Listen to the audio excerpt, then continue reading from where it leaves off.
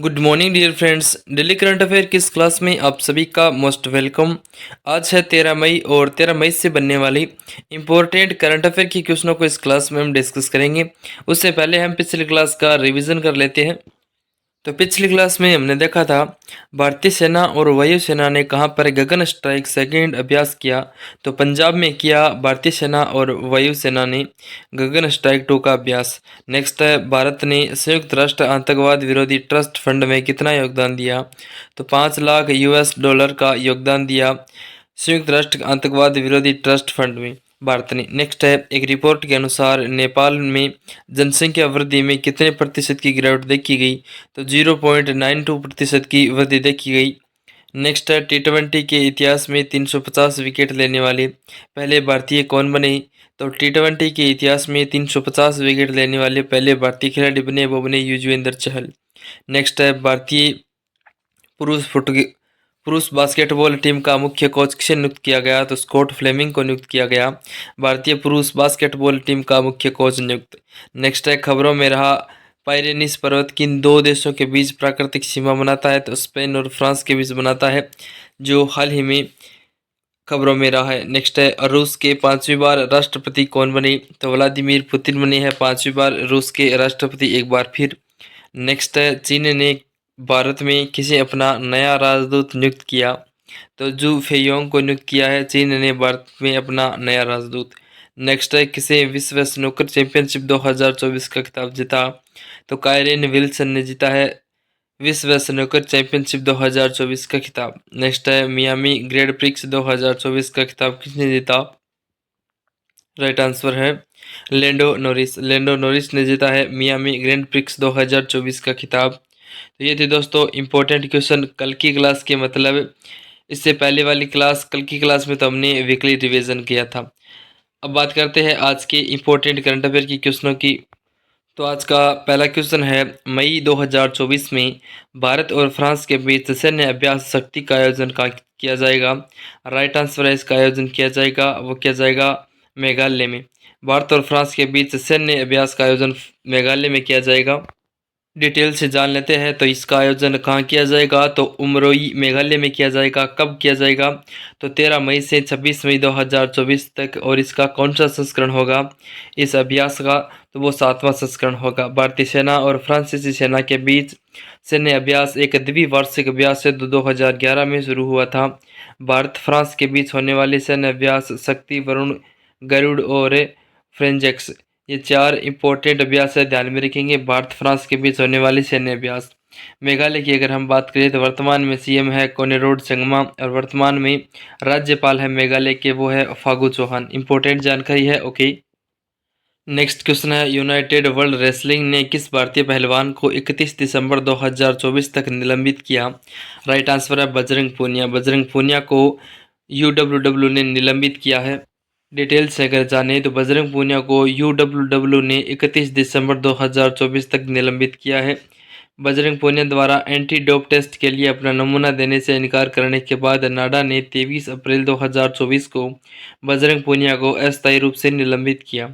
अगर बात करते हैं यूडब्ल्यूडब्ल्यू की, तो फुल फॉर्म इसकी हो जाएगी, वो है यूनाइटेड वर्ल्ड रेसलिंग। और बजरंग पूनिया विश्व में नंबर 1 स्थान पाने वाले और 4 विश्व चैंपियनशिप पदक जीतने वाले पहले भारतीय पहलवान हैं। उन्होंने टोक्यो ओलंपिक 2020 में कांस्य पदक जीता था। इंपॉर्टेंट जानकारी है, ओके। नेक्स्ट क्वेश्चन है, हाल ही में के मिस्त्री को किस बैंक का नया चेयरमैन नियुक्त किया गया। राइट आंसर है HDFC बैंक का। डिटेल से अगर जाने तो HDFC बैंक लिमिटेड की बात करें तो स्थापना की गई 1994 में। HDFC बैंक का मुख्यालय है मुंबई में और वर्तमान में CEO और MD है शशिधर जगदीशन। बात करते हैं करंट अफेयर से रिलेट करें तो लक्षद्वीप में ब्रांच ओपन करने वाला पहला निजी बैंक कौन सा बना। तो वो HDFC बैंक बना। इंपॉर्टेंट है। नेक्स्ट क्वेश्चन है, मई 2024 में L&T ग्रुप के नए अध्यक्ष कौन नियुक्त किए गए। राइट आंसर है L&T ग्रुप के नए अध्यक्ष हाल ही में नियुक्त किए गए R शंकर रमन को। डिटेल से अगर जाने तो लार्सन एंड टुब्रो ने R शंकर रमन को अध्यक्ष के रूप में पदोन्नत किया है। इस पदोन्नति के बाद रमन कंपनी के पूर्णकालिक निदेशक और मुख्य वित्तीय अधिकारी के रूप में अपनी मौजूदा भूमिकाओं को जारी रखेंगी। लार्सन एंड टुब्रो की बात करें तो स्थापना की गई 1946 को, मुख्यालय है मुंबई में और सीएमडी है वर्तमान में वो है एस.एन. सुब्रमण्यम। इंपॉर्टेंट है। नेक्स्ट क्वेश्चन है, हाल ही में अमेरिका और ब्राजील के बाद 10 लाख उबर ड्राइवर की उपलब्धि हासिल करने वाला तीसरा देश कौन सा बना? तो वो बना अपना भारत। बी ऑप्शन करेक्ट आंसर है। इंपॉर्टेंट है। अगर डिटेल से जाने तो भारत 10 लाख उबर ड्राइवरों वाला दुनिया का तीसरा देश बना है।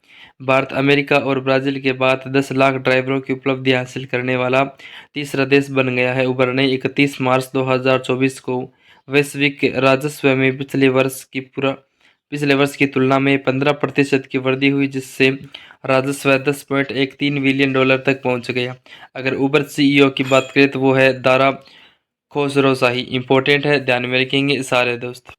अगला क्वेश्चन है, हाल ही में राष्ट्रीय प्रौद्योगिकी दिवस कब मनाया गया? 11 मई को। 11 मई को मनाया गया राष्ट्रीय प्रौद्योगिकी दिवस। डिटेल से अगर जाने तो प्रत्येक वर्ष 11 मई को 1998 में पोखरण में सफल हुए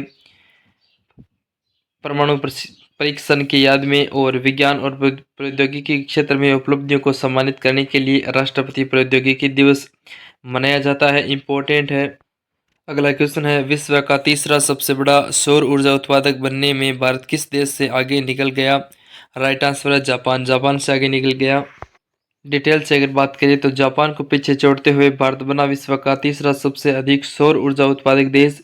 सौर ऊर्जा क्षमता में तेजी से वृद्धि के कारण भारत 2023 में तीसरा सबसे बड़ा सौर ऊर्जा उत्पादक देश बनकर उभरा है। यूनाइटेड किंगडम स्थित वैश्विक थिंक टैंक एम्बर द्वारा प्रकाशित 5वीं ग्लोबल इलेक्ट्रिसिटी रिव्यू रिपोर्ट में कहा गया है कि भारत जो 2015 में विश्व में 9वें स्थान पर था, 2023 में जापान को पीछे छोड़कर तीसरे स्थान पर पहुंच गया है। इंपॉर्टेंट है और जापान को लोकेशन मैप के थ्रू देख सकते हो।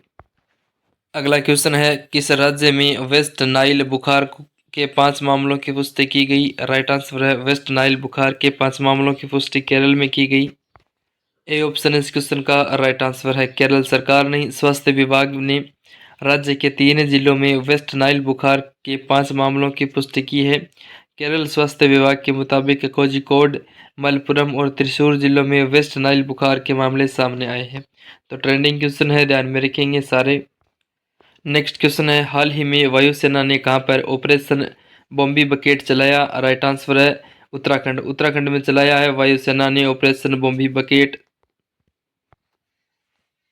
डिटेल से अगर जाने तो भारतीय वायुसेना ने हाल ही में नैनीताल के पास जंगल की आग से निपटने के लिए बॉम्बी बाल्टी से लेस अपने MI-17V5 हेलीकॉप्टर का उपयोग किया, जो चुनौतीपूर्ण इलाकों में हवाई अग्निशामक अभियानों की बहुमुखी प्रतिभा और प्रभावशीलता का प्रदर्शन करता है। 1983 में शुरू हुई और कनाडाई डॉन आर्मी द्वारा आविष्कार की गई बॉम्बी बाल्टी ने हेलीकॉप्टरों को विमान के नीचे बड़ी मात्रा में पानी ले जाने में सक्षम बनाकर हवाई अग्निशामक को क्रांति ला दी, जिसमें हवा से जंगल की आग बुझाने का एक तेज और कुशल साधन उपलब्ध हुआ। इंपॉर्टेंट है।